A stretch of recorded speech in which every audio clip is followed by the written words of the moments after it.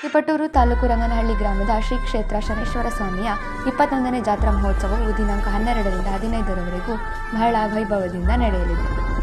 ಗ್ರಾಮದಲ್ಲಿ ನಡೆದ ಪತ್ರಿಕಾಗೋಷ್ಠಿಯನ್ನು ಉದ್ದೇಶಿಸಿ ಮಾತನಾಡಿದ ಸಂಘದ ಸದಸ್ಯರಾದ ಚಂದ್ರಶೇಖರ್ ಅವರು, ಶ್ರೀ ಶನೇಶ್ವರ ಸ್ವಾಮಿಯ ಜಾತ್ರಾ ಮಹೋತ್ಸವವು 20 ವರ್ಷಗಳಿಂದ ಬಹಳ ಅದ್ದೂರಿಯಾಗಿ ನಡೆದಿದ್ದು, ಈ ಬಾರಿಯೂ ಕೂಡ ಆಂಜನೇಯ ಸ್ವಾಮಿ, ದುರ್ಗಾ ಪರಮೇಶ್ವರಿ, ಆದಿಪರಾಶಕ್ತಿಯವರ ಆಗಮನದೊಂದಿಗೆ ಧಾರ್ಮಿಕ ವಿಧಿವಿಧಾನಗಳಿಂದ ನಡೆಸಲಾಗುತ್ತದೆ ಎಂದು ತಿಳಿಸಿದ್ದಾರೆ.